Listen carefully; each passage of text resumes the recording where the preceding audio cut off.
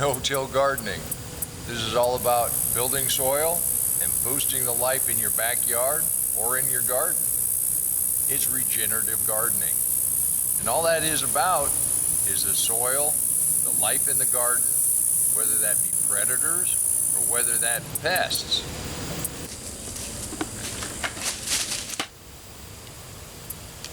We want to stop wasting our time with garden chores. I'm going to give you the lazy gardener's secret to no-till gardening, building healthy soil, attracting pollinators and predators. Having some holes in the leaves is fine.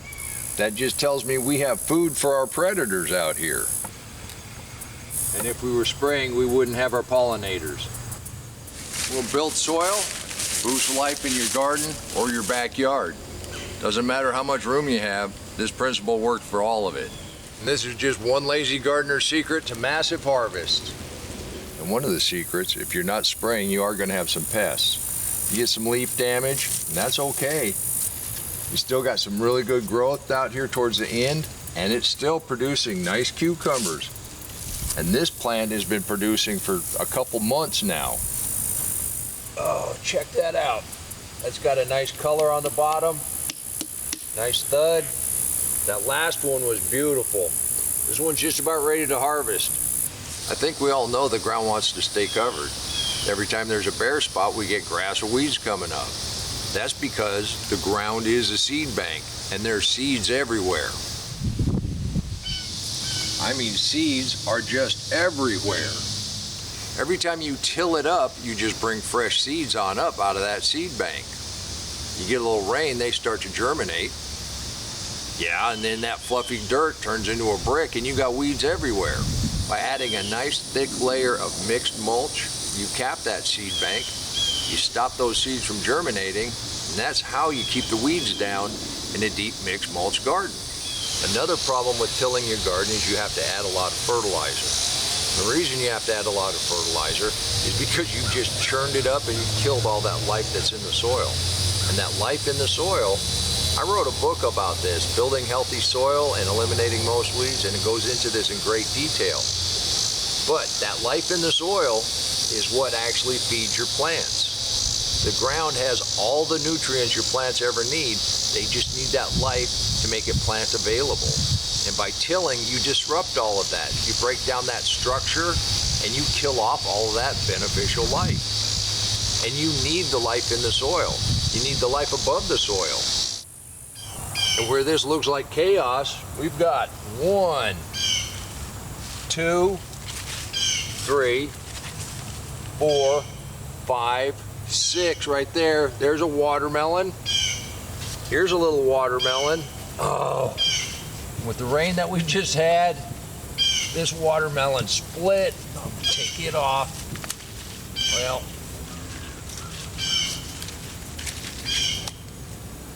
then that will just go in the compost pile. And then we'll just feed this back into the soil for next year.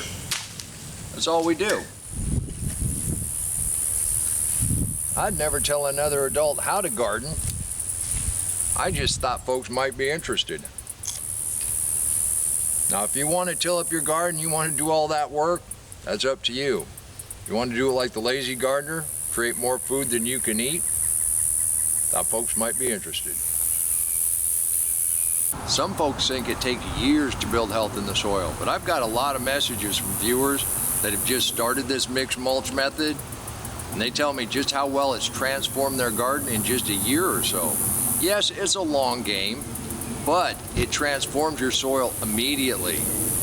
And I'm really happy for those messages because it just reinforces what I already know. Let's take a look underneath this mulch and see what this soil looks like. Now over here is the newest part of the garden. We just put this in 2 years ago. And if you pull that back, I can already dig down. That's what it looks like underneath that mulch. And this mulch has gotten pretty thin. And right over here we had the line of corn and a pretty good pile of wood chips. Let's move that down out of the way. See what we have underneath here. See what that looks like. See right here, we're definitely 8 inches down. is look at that soil.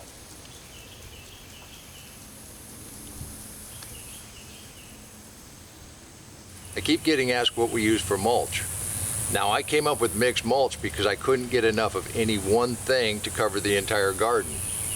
And I'm not sure that any one thing is better than another. So I take whatever organic material I can get my hands on, whether it's straw, whether it's hay, whether it's grass clippings, whether it's leaves, whether it's wood chips, whether it's animal bedding. It all mixes together. I put it down as thick as I can, and then when we go to plant, you take and you move that out of the way, get down to bare soil and plant as usual. If it's seeds, you plant like you plant your seeds. If it's starts, you dig as small a hole you can. Hello. And you go ahead and plant your starts.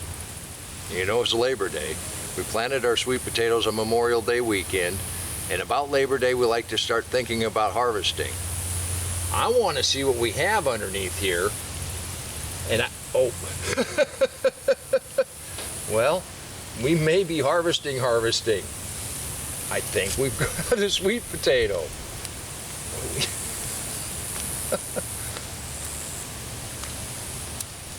Well, that's not bad. Chubby was over here eating on this the whole summer.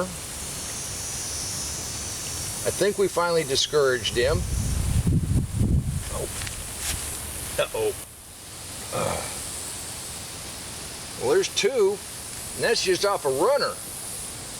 I just put some mulch on top of that vine, and that's just a runner. Well, I'm not really ready to start digging all the sweet potatoes, but that'll be nice for dinner tonight. Okay, I'm done playing. I'm done playing with the sweet potatoes. When we get to harvesting for real, I hope you join me for that. You can do this too. And then to enjoy the garden, no till, just layer on thick, deep mulch and harvest. Till next time, remember, take care of yourself, take care of your family, and God bless you.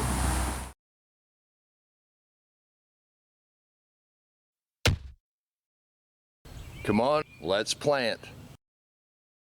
Let's go plant garden.